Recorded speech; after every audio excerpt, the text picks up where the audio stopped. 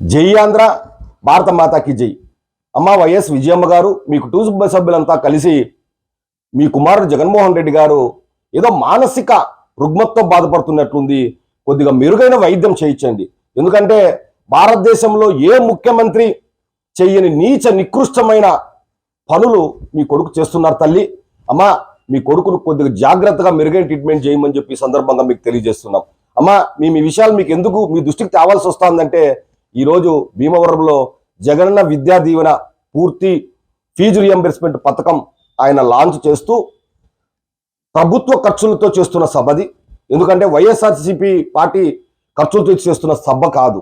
ప్రతిపక్షాలను విమర్శించడమే కాకుండా మరీ ముఖ్యంగా పవన్ కళ్యాణ్ గారి గురించి చిన్న పిల్లలు ఉన్నారనే ఇంగిత జ్ఞానం లేకుండా ఆ పిల్లల ముందర పెళ్ళిళ్ళకు ప్రస్తావన, లేకపోతే ప్యాకేజీలు, ఇట్లాంటి ప్రస్తావన తెలుస్తున్నారు. అమ్మ, మీ కుమారుడు పిల్లలకు ఏం సందేశం ఇద్దామనుకుంటున్నారు? భావి తరాల పిల్లలే వాళ్ళు. వాళ్ళ ముందర మీరు ఇలాంటి నీచ నికృష్టమైన మాటలు, ప్రతిపక్షాలను విమర్శించడం, అందులో ముఖ్యంగా పిల్లల గురించి మాట్లాడడం. అమ్మ తల్లి, నీ కుమారుడు ఏమంటాడంటే, పవన్ కళ్యాణ్ గారు పెళ్ళిళ్ళు విధి విధానం చూస్తే పిల్లలు నేర్చుకుంటారంట.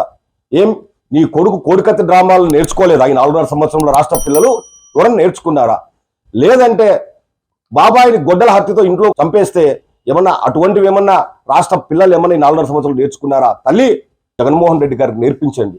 ఇటువంటి నీచ నికృష్టమైన మాటలు పిల్లల ముందర మాట్లాడకూడదు. అది ప్రభుత్వ ధనంతో ఖర్చు పెట్టి చేస్తున్న వేదిక అని చెప్పి మీరు కొద్దిగా బుద్ధి చెప్తారని చెప్పి ఈ సందర్భంగా మీకు తెలియజేస్తున్నాం.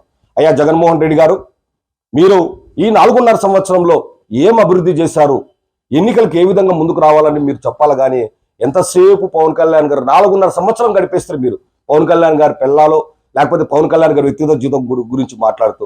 అయ్యా జగన్మోహన్ రెడ్డి గారు, మీరు ఏం అభివృద్ధి చేశారు? ఎందుకంటే మరీ ముఖ్యంగా ఈ పథకాలు ఏదైతే మీరు ఇస్తున్నారో, ఈ పథకాలన్నీ రాష్ట్ర ప్రభుత్వాలు గతంలో ఇచ్చాయి, పక్కన రాష్ట్రాలు ఇస్తున్నాయి. నువ్వేం కొత్తగా ఇవ్వట్లేదు. లేకపోతే మీ తండ్రి గారి సంపదను, మీ తాతగారి సంపదను తెచ్చి రాష్ట్ర ప్రజలకు పంచలేదయ్యా. ప్రజలు పను రూపంలో కట్టిన సొమ్మునే నువ్వు ఇస్తున్నావు, గొప్పలు చెప్పుకుంటున్నావు. సరే, ఇచ్చిన పథకాన్ని ప్రతి సంవత్సరము ఇస్తున్నట్లు గొప్పలు చెప్పుకొని ప్రభుత్వ ధనాన్ని దుర్వినియోగం చేస్తున్నావు. సరే, దాన్ని కూడా వదిలేద్దాం. అయ్యా, ఈ 4.5 సంవత్సరాలు నువ్వు చేసింది ఏంది?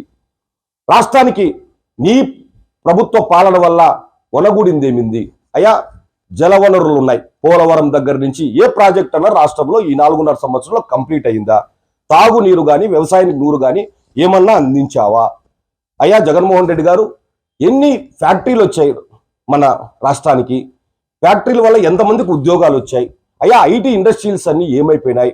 అయ్యా జగన్మోహన్ రెడ్డి గారు, మీరు వచ్చే ఎన్నికలకు గతంలో పాదయాత్రలో చెప్పారు, వచ్చే ఎన్నికలకు నేను మద్యం షాపులన్నీ లేకుండా చేసి వచ్చి ఎన్నికల్లో ఓట్లు అడుగుతాను, లేకపోతే నేను రానన్నారు. ఇప్పుడు మరి మీరు ఎన్నికలకు వచ్చే ముందు మద్య షాపులన్నీ తీసేసి వస్తున్నారా లేదా? ప్రజలకు చెప్పండి. ఇసుకలో ఈరోజు మద్యంలో డిజిటల్ పేమెంట్లు లేకుండా ఎందుకు ఉన్నాయి? ఈ డబ్బులంతా ఎక్కడికి పోతుంది? ఎవరికి ఈ డబ్బు ఎక్కడికి, ఏ బినామీ కంపెనీలకు పంపిస్తున్నావో మాకు చెప్పాలని చెప్పి మేము నీకు సూటిగా ప్రశ్నిస్తున్నాం. అయ్యా జగన్మోహన్ రెడ్డి గారు, నువ్వు అభివృద్ధి చేయలేక రాష్ట్రాన్ని అగోతుపతి పాలు చేసి అన్ని రంగాలు నిర్వీర్యమైపోయినాయి.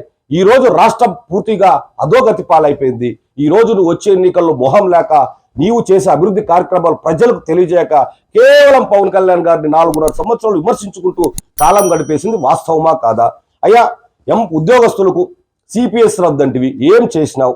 అయ్యా, నిరుద్యోగులకు ప్రతి సంవత్సరం జాబ్ క్యాలెండర్ ఇస్తానంటివి, ఎన్ని జాబ్ క్యాలెండర్లు ఇచ్చావు? ఎంతమందికి ఇచ్చినావు? మెగా డిఎస్సి ఏమైంది? అవుట్సోర్సింగ్ ఎంప్లాయీస్ పర్మనెంట్ చేస్తానంటివి, వాళ్ళ పరిస్థితి ఏంటి? ఎవరైతే కాంట్రాక్ట్ బేస్ ఎంప్లాయీ పర్మనెంట్ చేస్తానంటివి, వాళ్ళ పరిస్థితి ఏంది? అయ్యా, మన అంగన్వాడీ హెల్పర్లు, టీచర్స్ పరిస్థితి ఏంది? ఆశా వర్కర్ల పరిస్థితి ఏంది? అయ్యా, ఇట్లాంటివి చెప్తే నువ్వు నోటికి వచ్చినట్ల అబద్ధాలన్నీ పాదయాత్రలో హామీలు ఇచ్చి ప్రజలకు ఈరోజు అధికారంలోకి వచ్చావు. వీటన్నింటినీ మీరు నెరవేర్చారా? అయ్యా, ఈరోజు కియా అనుబంధ సంస్థలు రాష్ట్రం నుంచి ఎందుకు పక్క రాష్ట్రాలు తరలిపోయినాయి? అమర్రాజ్ ఫ్యాక్టరీ వాళ్ళు ఎందుకు ఇతర రాష్ట్రాలు తరలి వెళ్ళిపోతున్నారు? అయ్యా, మీరు అభివృద్ధి శూన్యం. మీ ప్రభుత్వం పూర్తిగా విఫలమైంది. కేవలం ఈరోజు మీ ప్రభుత్వం అధికారంలోకి వచ్చినాక మొత్తం సంక్షేమ పథకాలనే ఎందుకంటే సంక్షేమ పథకాలు కూడా మేము సూటిగా నీకు ప్రశ్నిస్తున్నాం. కేంద్రం వాటాలని సంక్షేమ పథకం ఏ విధంగా ఉందా? కేంద్రం వాటా కూడా సంక్షేమ పథకాల్లో ఉన్నాయి కదా. వాటినన్నీ మభ్యపెట్టి ఈరోజు నేనేదో బటన్ నొక్కుతున్నా సక్క ప్రజల కట్టలేకపోతున్నాను తప్పుడు మాటలు చెప్తూ నువ్వు దొంగ అకౌంట్లు సృష్టించుకొని నీ బినామీలకు ఈరోజు డబ్బులు పోతున్నది వాస్తవం కాదా? ఈ 4.5 సంవత్సరంలో 8 లక్షల పైచులకు అప్పులు చేశావు. ఈ డబ్బంతా ఎక్కడికి పోయింది? అయ్యా జగన్మోహన్ రెడ్డి, నీవు ఇప్పటికైనా బుద్ధి తెచ్చుకో. నాకు తెలిసి దేశంలో ఏ రాష్ట్రంలో కూడా నీకంటే అంటే దిగజారిన ముఖ్యమంత్రులు ఇంకెవరు లేరు.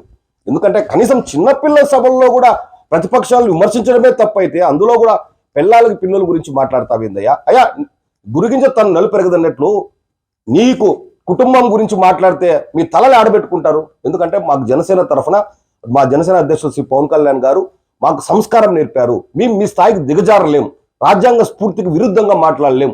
అయ్యా నువ్వు ముఖ్యమంత్రిగా ప్రమాణం స్వీకారం చేసింది ఒక్తూరు బలంక చూడు, రాగ దేశాలకు అతీతంగా నేను పనిచేస్తానని చెప్పావు. నువ్వు అంటే ఆ రాజ్యాంగ స్ఫూర్తి కూడా నీకు లేదు. ఇది జగన్మోహన్ రెడ్డి గారు పూర్తిగా మీరు ఏదో మానసిక రుగ్మతతో బాధపడుతున్నారనేది మాకు అర్థమవుతుంది. ఖచ్చితంగా మీకు ఏదైనా మెరుగైన వైద్యం తీసుకోండి. దయచేసి పబ్లిక్ మీటింగుల్లో ఒకవేళ ఏదైనా వైఎస్ఆర్సీపీ మీటింగ్ నీ పార్టీ మీటింగ్ పెట్టుకొని ఏదైనా ప్రతిపక్షాలు విమర్శిస్తుంది అన్న ఏదైనా అర్థం ఉంది. నువ్వేందయ్యా ప్రభుత్వ పథకాలు లాంచ్ చేస్తూ నీవు ఈరోజు జగనన్న విద్యా దీవెన పథకాన్ని ఆ పిల్లలకి ఏ విధంగా ఇస్తావు? దానివల్ల ఏ విధంగా వాళ్ళు అభివృద్ధి చెందాలి? లేకపోతే దాన్ని ఎట్లా వాళ్ళు యూటిలైజ్ చేసుకొని బాగా చదువుకొని మెరుగుగా వాళ్ళు ముందుకెళ్లాలో చెప్పకుండా చీచిచ్చి దిగజారిపోయినారు మీరు. జగన్మోహన్ రెడ్డి గారు, మీరు రాష్ట్రానికి పట్టిన ఒక దరిద్రంగా మేము భావిస్తున్నాం. దయచేసి ఇప్పటికైనా ఏదైనా మీకు మినిమం ఇంగిత జ్ఞానమో తెలివో ఉంటే ఈ 100 రోజుల్లో లేకపోతే 60 రోజులు ఎన్నికలు ఉన్నాయి, మీరు మారుతారని చెప్పి ఆశిస్తున్నాం. జై హింద్, జై జనసేన.